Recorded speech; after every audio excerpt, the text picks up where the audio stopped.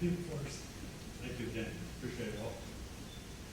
Okay, if you've never heard C.L. Bryant speak before, you're in for a real treat tonight. I'll move the podium out of your way, C.L., because I know you don't want it. C.L. Bryant is an American Baptist minister, a radio host, television host, and former president of the NAACP chapter in Garland, Texas. He's the founder of One Nation, Back to God, and his website. In 2012, he produced and released an independent film, if you haven't seen it, called Runaway Slave. If you haven't seen it, you need to get a copy and watch. I can't believe it's in there. A movie about race or free black community from slavery and tyranny of progressive policies.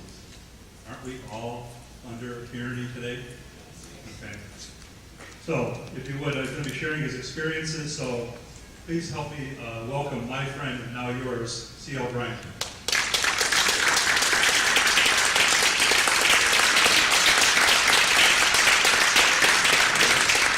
Thank all of you here this time.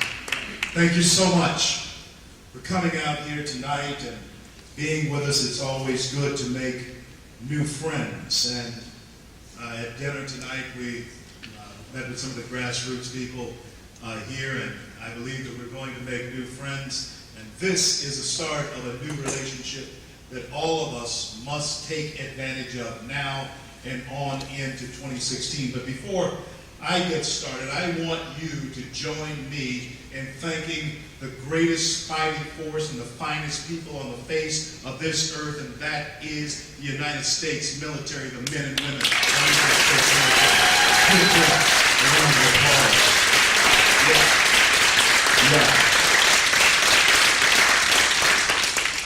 Our nation is suffering from an illness. An illness that is born in progressivism. An illness that is suffering in the pains and the throes of a word that sounds real good, but it's not. And that is called multiculturalism. Our schools are suffering from an illness. There is a disease that can be planted within our schools if you do not do something about it, and it is called Common Core. It is a Trojan horse, I'm telling you it is. And all of us must be engaged in trying to stop Obamacare and the government takeovers of our schools. Friends, you are all Tea Partiers and 912ers, South Lake 912 movement. Chris, I'm so proud to be here with you, to be a part of this 912 movement. But even more so, when I leave here tonight, what I hope to leave you with is a new energy and a new determination to pick up whatever flag you may think has fallen from our hands and carry it forward into the battlefield that we must win in 2016.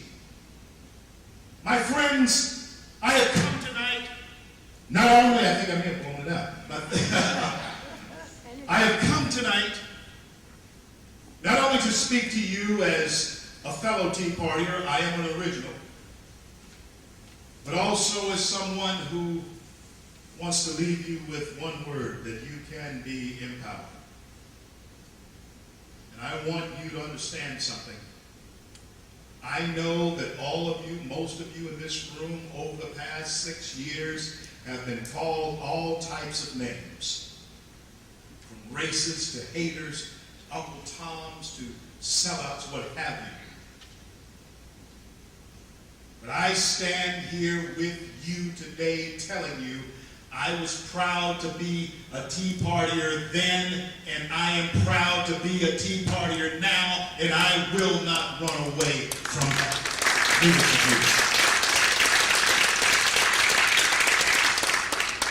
Taxed enough already. That's what it means. I don't know how MSNBC MSNBC and all the rest of them, CNN, got it wrong.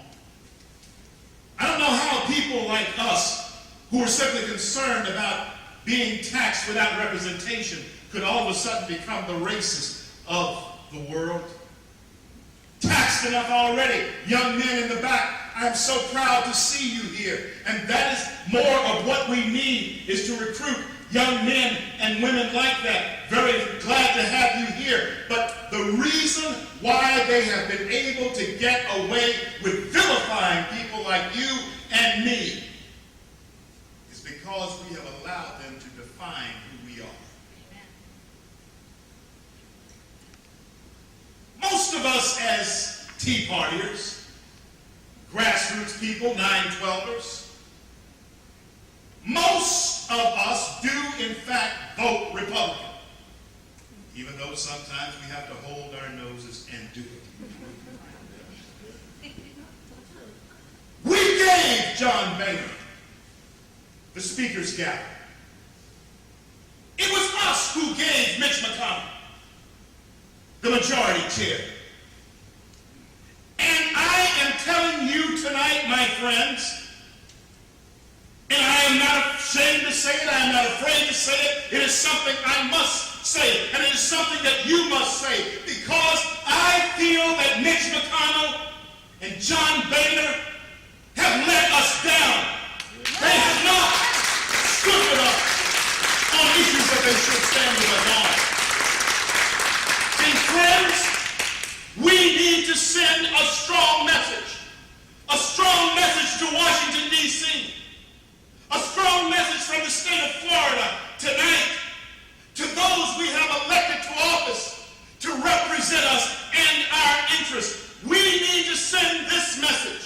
If you will not stand with we, the people, then you need to pack your bags and get out of Washington and get out of our state houses. That's the message that we must send to all of those who are in Washington. But there is still work that we must do. And the main part of that work that we must do is to tell our story. Republicans, conservatives, American people, we have failed to tell our story. The Democrats have hijacked our story. They have claimed our story and our legacy as their own. And guess what? Rush calls them the low information voters. Do any of you ever watch Water's World? Yes. Then you get an idea. But guess what? A lot of those people, they go to the polls and vote just like you. And guess what else? Their vote counts just like yours. And unfortunately, there's so many of them that don't even know who the vice president of the United States is. But yet they go and vote. And the progressive liberal media are the ones they are listening to. They believe it when they say that Republicans are evil. They believe it when they say that Tea Partiers are racist. They believe it when they say that black people or anyone who is associated with the Tea Party must be crazy. They believe that. So how do you combat it? You combat it by telling your story. The true story of how we as Americans got to be an exceptional nation. And let me tell you right now, don't you ever run away from saying just how exceptional America is. Because it is. But she could go away if you're not careful. This land can go away if you're not careful. Our story. I started with the idea that America is ill. Now, I've been preaching the gospel for over 37 years. And I'm the father of 4 and the grandparent of 12. I've not always been a conservative. I've only been one for about 19 years now. I was a liberal much longer. I've seen both sides of this street. And I can tell you that there is a design to destroy the fiber of this nation. America is ill. The reason I brought up the fact that I have been preaching the gospel is because there is a portion of scripture in John 5 and 6 where Jesus walks upon this man who has been lame for 38 years. And he asks him this one question. And this is the question that you have to ask America. He asked this lame man, do you want to get well?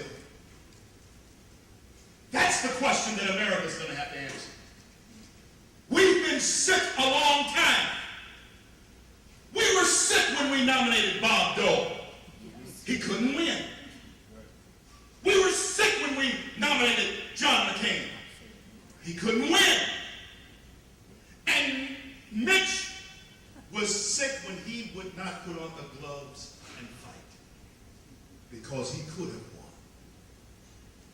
But let me tell you one of the other reasons why he didn't win. Evangelicals stayed home. Why? Some that I knew said they didn't want to come and vote for him because he was a Mormon. Well, let me borrow a phrase from Obama that does work. In that scenario, we as Christians, we as evangelicals, we as believers in our own genre, we got up on our high horse, stayed home. And because of that, the man who is still in office is still there. We were not electing a pastor. We were electing someone who had the same worldview as we do.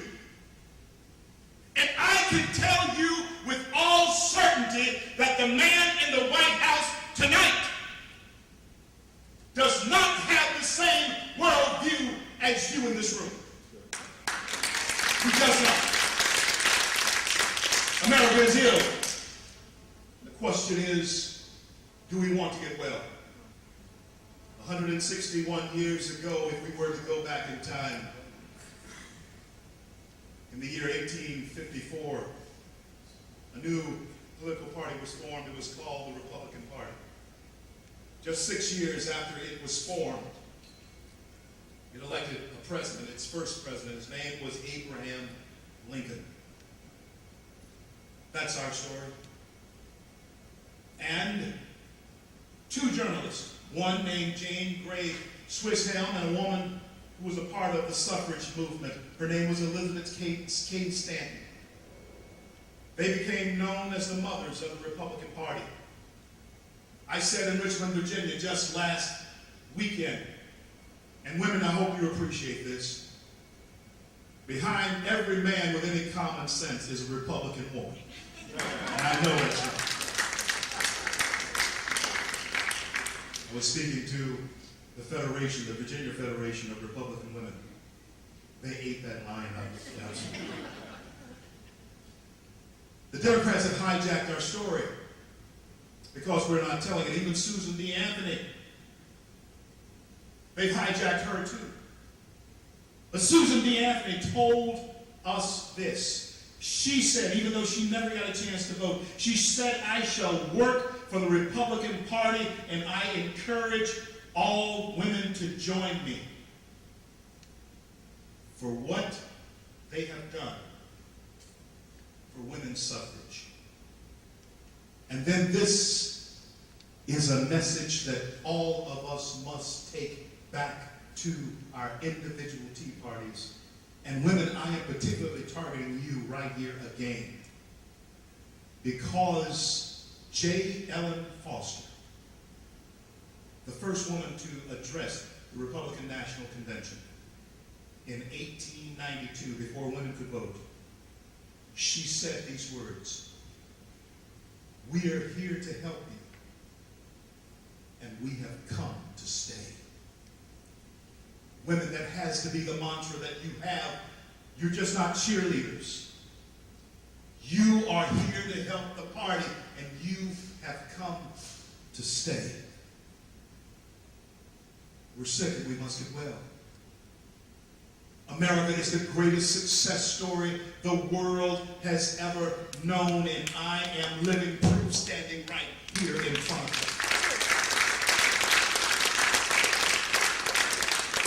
you. The movie Runaway Slave, someone once asked me, CL, and I trust that all of you contact the Freedom Works office, flood the Freedom Works office, say that you need a copy of Runaway Slave. We'll see what we can do about getting you copies of that for your various Tea Party organizations. CL, why would you make a film so inflammatory in its name called Runaway Slave? Why would you make that film and name it that? Well, let me tell you why. You see, it took courage to be a runaway slave. It took courage to say to the master, I don't want your food. I don't want your housing. I don't want your clothing.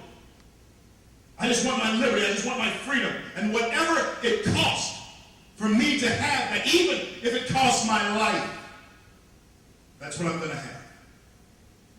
So it was with the Mayflower Pilgrims. When they left the tyranny of King Charles in England to sail the seas to come here to this land, they did not know that they would ever make it to these shores. They were escaping tyranny just like that runaway slave from the plantation.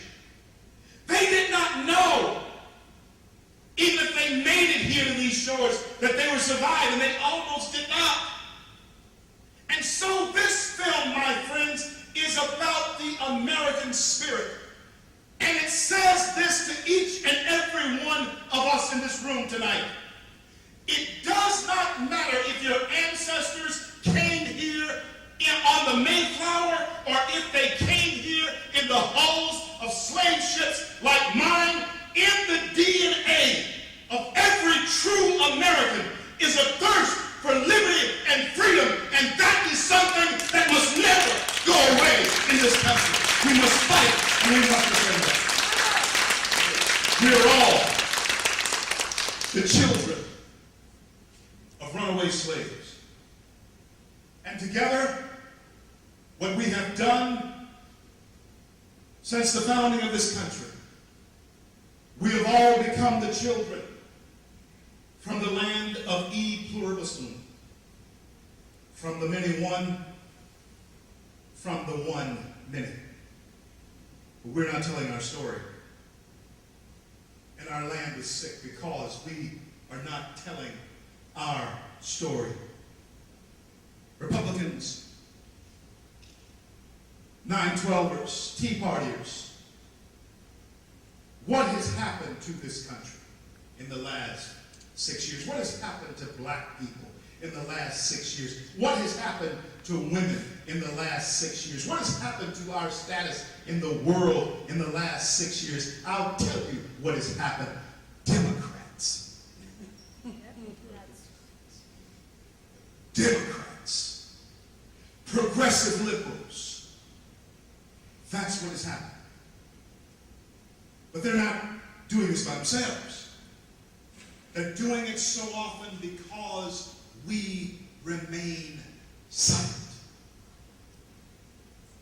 Because we don't want to be called bad names. We don't want to rock the boat. We don't want the people in our churches. We don't want the people in our neighborhoods. We don't want our children to be upset with us. We don't want the media calling us ugly names. Well, let me tell you something. You might as well stand on the principle of who you are and what this country is founded upon, because they're going to call you ugly names anyway. So you might as well stand on the principles. Now listen, if we tell our story, you will find that we will find a cure for what ails this nation. Because for the first time since World War II, we are facing an apocalyptic genocidal threat to our national freedom. What do I mean by that? There are people in this world that are not named Hitler or Mussolini who want to have us dead just because we are Americans. We face an apocalyptic, genocidal enemy, and we must face that enemy boldly. But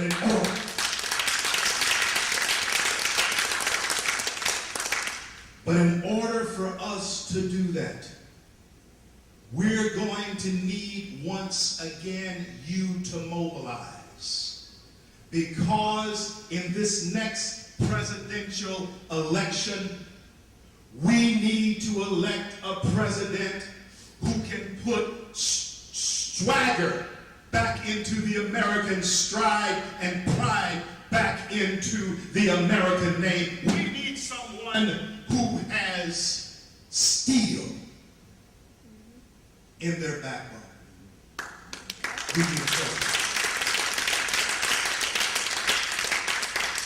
So my friends, as I talk to you here tonight, I want you to understand one thing. I believe still that America's very best days are ahead of her. There is no other place on this earth like it. And friends, those of you who have been a part of this movement from the very beginning, they had thought that you would go away and be quiet. They never thought that Tea Partiers would survive this long. They have written our obituaries so many times. But every time they want us to go away and stand in a corner and be quiet, we pop up somewhere else. And I have to tell you this, friend, the message that we have sent to Washington, D.C. and to those around this country is that we as grassroots people will not go away. We will not play the game. We will not be silent anymore. We are Americans, and we will stand and defend the principles of the Constitution and the American way.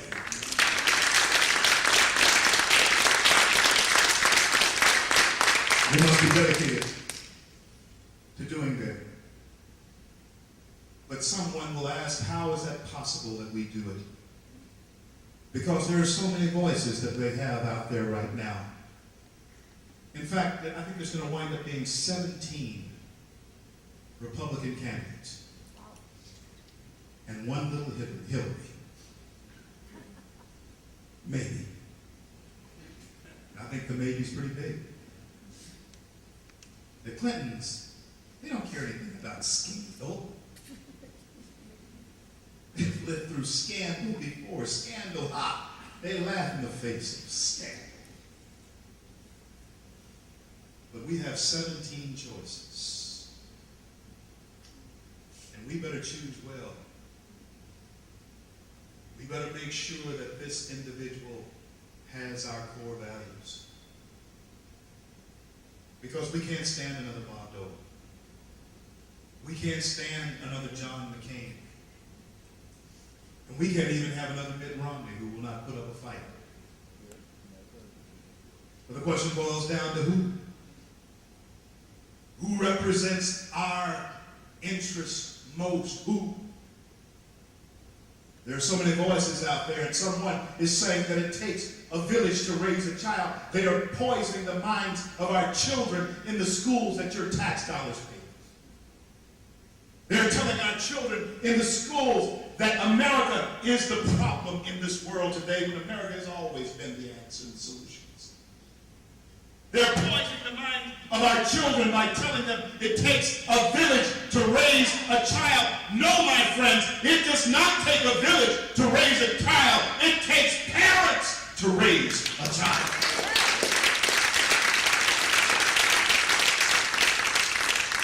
Because believe me, there are voices in the village, and there are people today that you don't want anywhere near your child.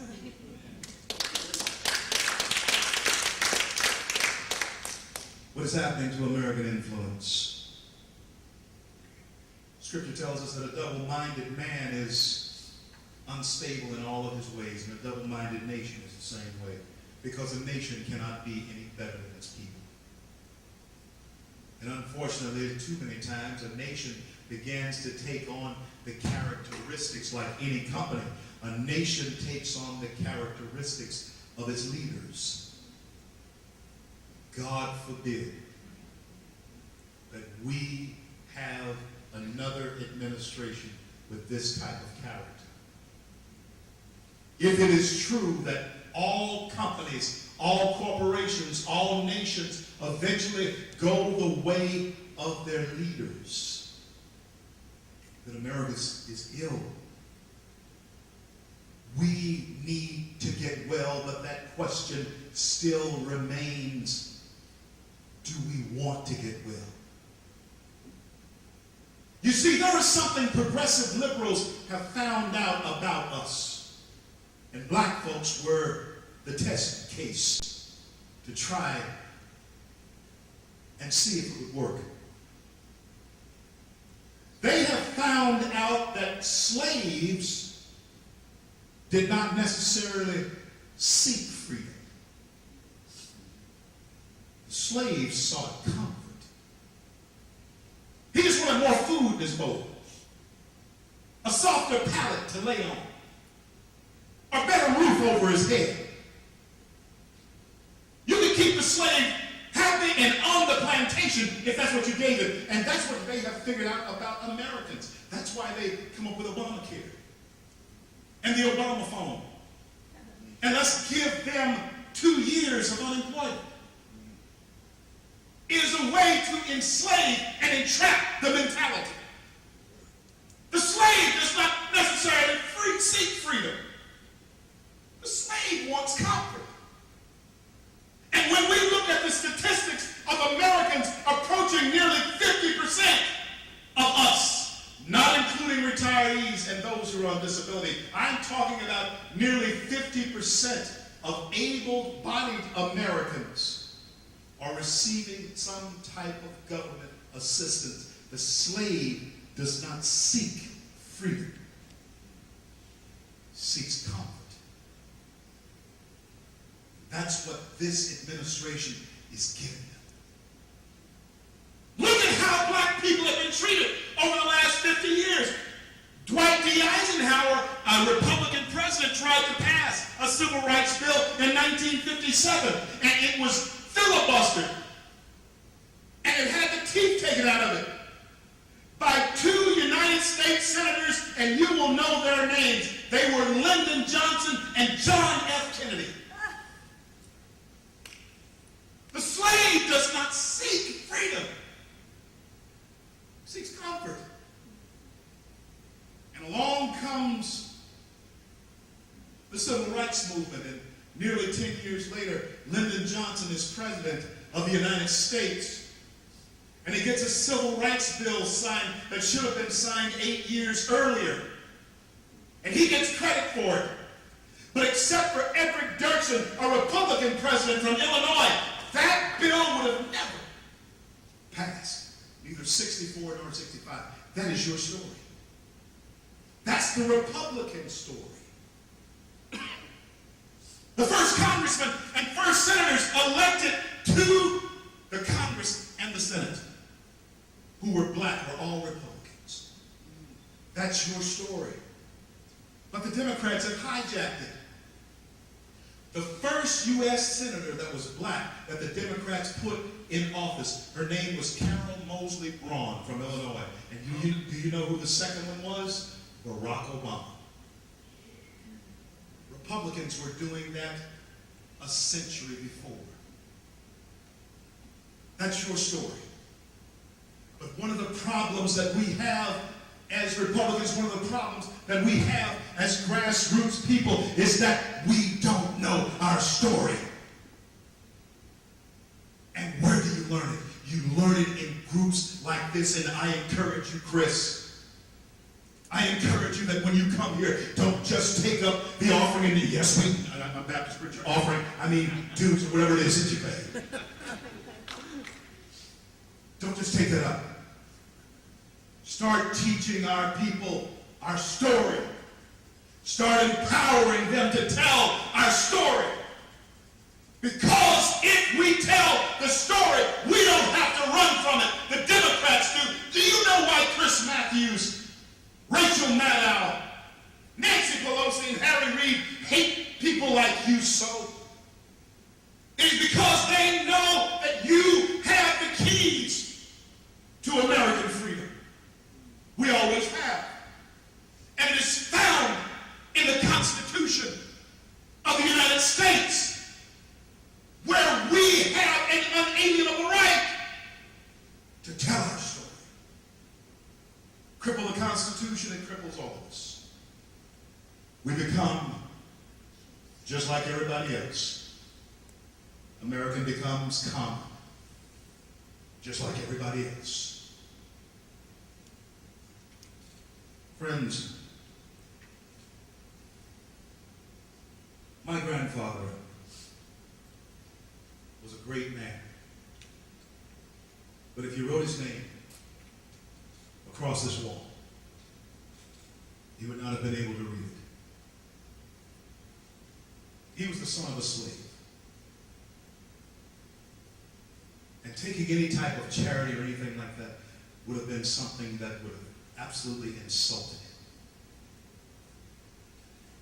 He was a pulpwood man. He was a pulpwood cutter.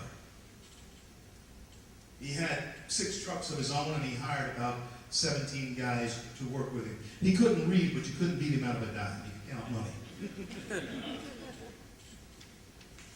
Now, one day, when I was very Afrocentric, I had a huge, huge afro. It was big. Back in the 70s, early 70s, I was coming down to Grandpa's house. And those of you, I look around this room, and I know that all of you remember what 8-track tapes are. You know. Well, I had one in this car. Being the Afrocentric guy that I was playing as loud as it could play James Brown's version of Say It Loud. I'm black and I'm proud. So I pulled up on the property that my great-grandfather, Grandpa's dad, had bought after they were freed from slavery. I still own about 64 acres of it down in Grand Cane, Louisiana. It was once a 300-acre parcel. My family's been on that property for over 150 years, since before slaves were free. He's worked that land. He always told me never sell the property, never sell it. And I never sold my portion of it, never will. When I pulled upon his property that day with that music blaring as loud as it would go, Say It Loud, I'm black and I'm proud. I could tell that Grandpa was really upset with me. I could always see that look in his eyes, the way he walked toward you when he was not happy. And he put his rough-hewn pulpwood cutting finger in my face. And he said, I never will forget his smell. I never will forget the way his eyes looked. They were intense. He said, Sonny, I didn't go through all that I have gone through so that you could be black. I've gone through all that I have gone through so that you can be free. Free to go where I never gotta go. Free to do things that I will never get to do. But above all, to speak your mind. And I hope tonight somewhere around the throne of God, that old man is happy, and I hope that your ancestors are proud of who you have become too as Americans.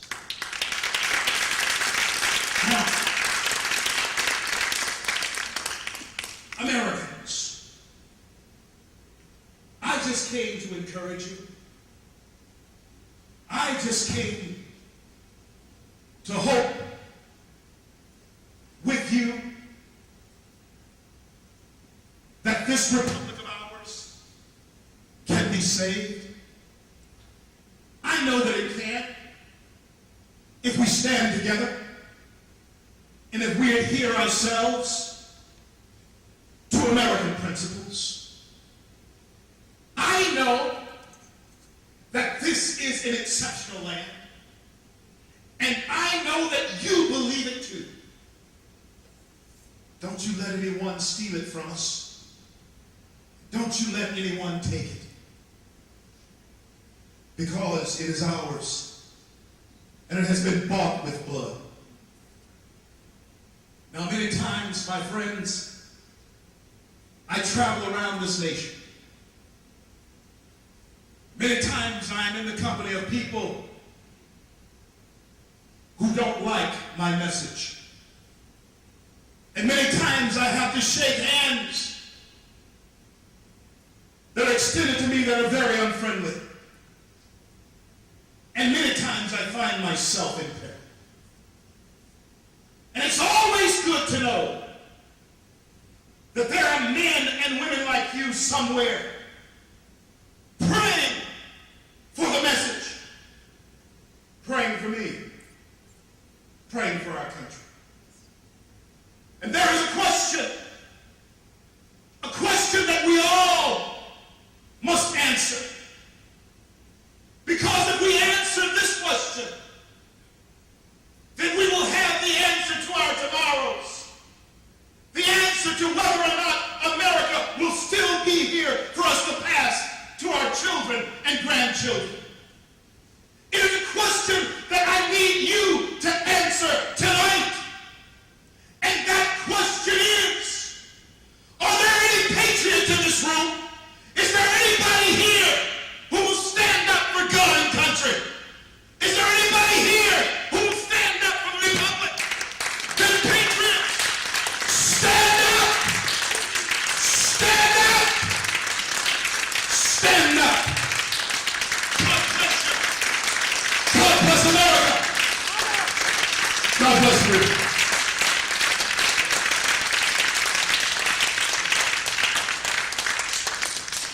Time for some questions, so feel free. Yes, be loud. I just have a comment, I guess, really. I've often contemplated what has happened since Abraham Lincoln to today. And I think you answered that question tonight. That's what happened. I've often wondered why, you know. That's what happened. The story of the Republican Party was basically stolen by Truman and Roosevelt. Truman desegregated the military. Roosevelt, not really Franklin Roosevelt himself, but Eleanor Roosevelt was a true humanitarian. And regardless of what you may think of her politics, she was a true humanitarian. And then there was a very significant moment in 1959. Martin King was in a prison in Georgia. And Richard Nixon and both John Kennedy and Richard Nixon were about to run for president. There was a phone call that was made by John Kennedy to Coretta Scott King. Richard Nixon was told not to make it. John Kennedy made the call. Black people fell in love from that day forward with the Democrat Party. And Al Sharpton and Jesse Jackson, the old saying in the black community is that Jesse had King had a dream and Jesse has a scheme. That's what happened. Yes, sir. What was your time of awakening? How did it happen? Did you quit being a progressive and became realistic? I was the president of the NAACP, Garland, Texas, back in 1987 to 1990, a two-term president. And I got a directive from then national director, Dr. Benjamin Hooks, was the director of the NAACP back then. And he asked me to go and speak at a pro-choice rally. And of course, I was a minister of education at my church at that time. I was not yet pastoring that church. I eventually became the pastor of that church, but I was the minister of education there, and I refused to go to speak at the pro-choice rally. And my star was beginning to really shoot up in the organization, but I noticed that the minute I decided to say no, my star began to abruptly begin to fall. And I told my wife, Jane, I said, you know, they don't just want to control the agenda. They want to control me and then use me to control a group of people. And that's what the NAACP has become. The NAACP has become a working arm of the Democrat Party. And as you know, that's true. It is a working arm of the Democrat Party. And so I moved to Florida. Jane and I moved here to Florida in right about 1991. And Bill Clinton was running for office. And I was a mortgage originator at the time. I was looking for a client, and I was flipping through the radio dials here over in Tampa, Florida. And I came across a guy by the name of Rush. And this guy, Rush, was giving Bill Clinton, just giving him the blues. I had never heard anybody talk about Clinton that way. And so I knew it was entertainment, but the more I listened, I found myself, when I was in my vehicle at that time of day, I found myself looking to find this guy again. The more I listened, the more I realized that what he was saying was much more in line with what I believed. And we'll find that if we tell our story, many black people will find that what they believe is much more in line with what you believe than what they have been fed. That's what it's about. Yes, ma'am. The news media totally disregards us. We can't even get in the local newspaper that we're having a meeting, and we don't have the money to buy it. No, you have to take that back because every newspaper I send articles to has published our opinion. How do we get the message out when the media has so much more power to make their presentations over ours? Let me tell you what you do. You find an issue. And it's best if it's an emotional issue. When you find a candidate that you may disagree with, and you call them out into the streets of Dodge, high noon. If they don't come out, the paper wants your money. They'll let you take a half page or a full page ad. This is the question you want to ask. Why won't they engage with us? Make it a big paper. Make it your local paper. Take out 2 or 3 ads. Take it out, I think it's the Tribune over in Tampa. Take it out. And that, why won't they engage with us? That's the question you want to ask. You see, so many times we put in the paper what time our meeting is, who the guest speaker is, and so forth. But what is necessary now, since we have been slapped around so, it is time for us to slap back. Now, you may say that's not a very preacherly thing to say. Yeah, it is. Old Testament maybe, but yeah. Time for us to slap back. And until we are ready to engage the enemy on the high ground, because believe it or not, we have the high ground.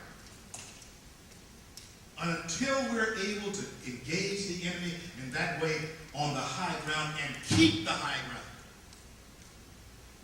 we'll always find ourselves fighting in a cesspool where we really don't belong. We belong on the high ground. And you have the truth. I've given you some of those trinkets tonight. Go and research them yourself. Go and research those yourself and then teach Christian people. Arm them with the truth about who we are so that when you write that article, you can infuse into that article the truths of why I am a Republican, why I I am a part of the Tea Party. And when you do it, please put out there TEA, tax enough already. That's what it stands for. That's what it always stands for. Yes, ma'am.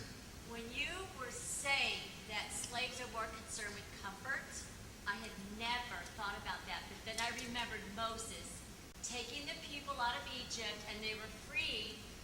Go ahead. Go ahead. Well, they were free in the wilderness, and then they were upset that they no longer had what comfort little they had in Egypt. They wanted to be back at the flesh pots. With the God that we have died back there where we could at least eat.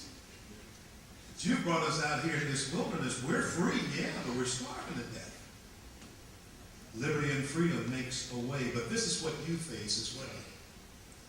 We talk about this in the movie. It's called tribalism. And the progressive liberals, the Democrat Party, has done a much better job at this, Chris, than we have ever done. But we've got to learn how to do it. We've got to learn how to do it. We need to learn how to do it starting tonight. Tribalism. What is it? In the black community and in the white community too, except you don't really see it as much. You're not affected by it as much because you seem to take more control over, especially conservatives. You seem to take more control over the final say than black people do when it comes to tribalism. What do I mean by that? The black preacher, as far as the church is concerned, is the chief. Democrats have found that out. They found it out years ago. They found out that when the black preacher tells the congregation, I want y'all to go and vote this way, regardless of if they don't feel that they should do that for any particular reason, the chief has spoken. And so anyone like me who comes along and says to them, hey, listen, he's wrong, then they have to hate me. By necessity, they have to hate me because I've just broken away from the group and we hate you because the chief says if we don't stick together, we can't get what we want. And in the Empower movement, the Empower tour that I'm on right now, the black community is the only community where people will come into the community and say, take me to your leader. And let me tell you, this is one thing you can tell progressive liberals. You can tell them exactly how liberals think about them because when they say, take me to your leader, they show them Al Sharpton. That's what progressive liberals think of black folks. They think all of us are like him. But somehow, folks have been too stupid to see it. But now, let me tell you something now. You are still a majority, but somehow others in the country think that you're a minority because Harry Reid and Nancy Pelosi has become your face. Black people think that you're racist because Harry Reid and Nancy Pelosi say you are. So there's a tribalism that goes on there too. Think about it. Yes, ma'am. Yes, ma'am. Go ahead. If people like us who are, say, we do not have the political know-how and the information that the other more educated politicians have, if we think that all these people who are running on the Republican Party is not right and is watering everything down and is just fighting one another and bickering with one another, why is it that some smart Republicans who want to run, they can't realize that? That is a problem that we at Freedom Works run into a lot because we rail against what I'll call tonight the machine. There is a good old boy machine we have railed against. And anyone who rails against that machine gets into their crosshairs, and we've become very comfortable in those crosshairs, and we've learned how to fire back. That's why Noah Walls is here with us tonight. That's why Alan Page is here with us tonight. This is what we did in 2009, and it worked because it gave us the House again. The people took to the streets. The people took to the streets. And, oh yeah, okay. And I'm a preacher. I always have to watch out for the deacon who's saying,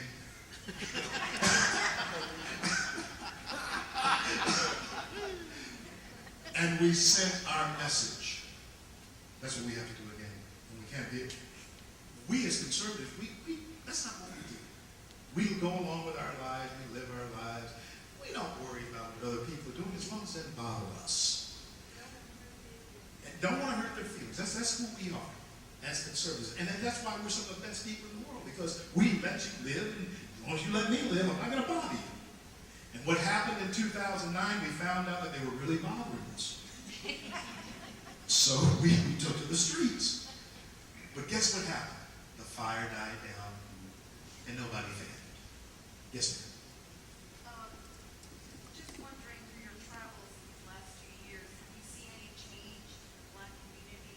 I remember watching I don't know how long ago, some months ago, maybe a year ago, in Chicago, there was a group of Black people that got together, and they almost said that they wanted a tea party because they were so frustrated, they weren't getting any jobs, they were living in their communities that were they're all hanging out in the streets, and the jobs were given to other people from different neighborhoods to come in and do whatever. So I'm wondering, are you seeing a change in the Black community? I just hate, it's like you talk about the runaway slave. They are enslaved. And Absolutely. some of them I know kind of waking up, but I wish they could really wake up. In last year, in fact, one of my co-workers, Denise Borelli, and myself, we have challenged the NAACP on several occasions to give us an audience there. We have had forums in Chicago, spurred by that very same video that you saw. We went to the churches there in Chicago just last year, and we took to them the Tea Party message, and you'll be surprised how surprised they were to find out that we were nothing like they thought we were. And you'll be surprised how welcome you'll be once you go there, not for a novelty act now. You're not going for the novelty of it, you're actually going there to affect change, to actually let them know you as people, because right now you are seen as some type of entity that really doesn't exist. We're just folks. We're just regular folks. All of us are just regular folks, but somehow the media has painted us as folks. But to answer your question, we're on an Empower tour right now. I'll leave here and I will go to where we're going, Jacksonville, and then we'll head on up to Greensboro, North Carolina.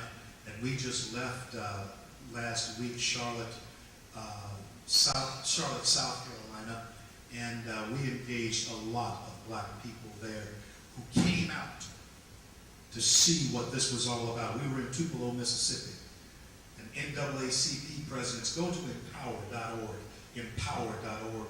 You'll see some of the footage there of former NAACP presidents like myself who are saying that, yeah, this message has changed the way I'm thinking about this. So yes, Chris. Tell us who your bottom three people are in the Republican Party that are running right now. Bottom three, on the absolute bottom, Chris Christie. Absolute bottom. Next to him, and it's a tight bottom, Jeb Bush.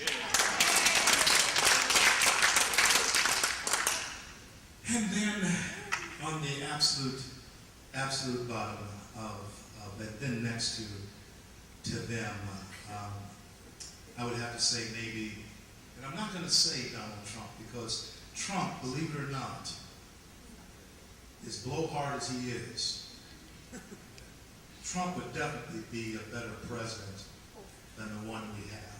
Yeah, he would definitely be a better president than the one we have. I don't want to say, now I really, really like Ben Carson. I like that Ben and I have done some venues together. However, Ben's not, I think we would have Obama on the right again. If if we elected a Ben Carson, because at this point in time, Americans, and I want you to take this in the spirit that I'm saying, we need someone who really knows how to play this game. And the game is called politics. We don't necessarily need a politician, we need a statesman. Now I'm going to tell you something. I really, really like Ted Cruz. I like Rand Paul. I like Rand because of our libertarian leanings. My libertarian leanings, I like Rand. I like Scott Walker. Those would be my top three. But if I really, really, really had my choice for President of the United States, it would be the longest serving statesman and elected official from the state of Texas since Sam Houston, and that would be Rick Perry. I'm going to tell you why. Rick Perry knows how to govern. Now, I'm sorry that he shot himself in the head on national television, which I never thought he would do, but he did. And it ruined him. But let me tell you what it didn't ruin. It did not ruin the resume that he has in the state of Texas. People are still flocking to Texas because of some of the things that Perry has affected there. And even though I don't agree with him on everything, I believe that he has the right stuff to translate from Texas to the White House. But I don't think he's going to make the cut this time. So we're left with Scott Walker, we're left with Ted Cruz, we're left with Rand Paul. Marco Rubio is now leading the polls. Marco is probably the most articulate individual and able to express himself better than any individual in the race. But he does have problems there, and immigration. I can't stand a flip-flop. I like for people to stick with what you stand for. Listen, if you have a political forum in here, and I encourage you, Chris, to have political forums, and I'm sure you do, and you have to ask any one of these candidates what they stand for, you don't want them. You should know who they are and what they are when they get here.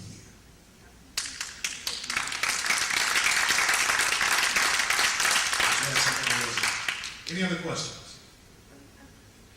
Yes, ma'am. I want to ask you this. Mia Love, which was just Mia Love. Mia. Mia Love, the Mia Love. Yes, I know Mia. She arrived in Washington, and we had great hope with her and the others, and she joined the Black Caucus. Now, how conservative is the Black Caucus? Oh, I hope my laugh gave it away.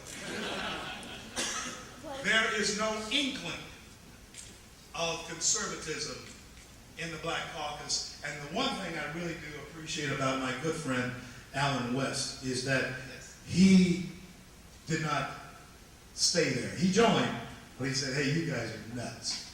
I'm out of here. And guess what? It got him ousted from his seat. Mia appears to be going there to see if she can play ball or a one-way, but we'll see how it works out. I like Mia. Mia's a great girl. She really is. But we'll see what happens with that. I think that Mia could have stood up on some things she did not stand up on, and I've talked to her about that. But she was a new person in town, and kind of shell-shocked, I guess, but we'll see what happens. It's too early to call. But she should not. But the Black Caucus, being conservative, forget about it. Yes. All right. Well, listen, God bless you. You got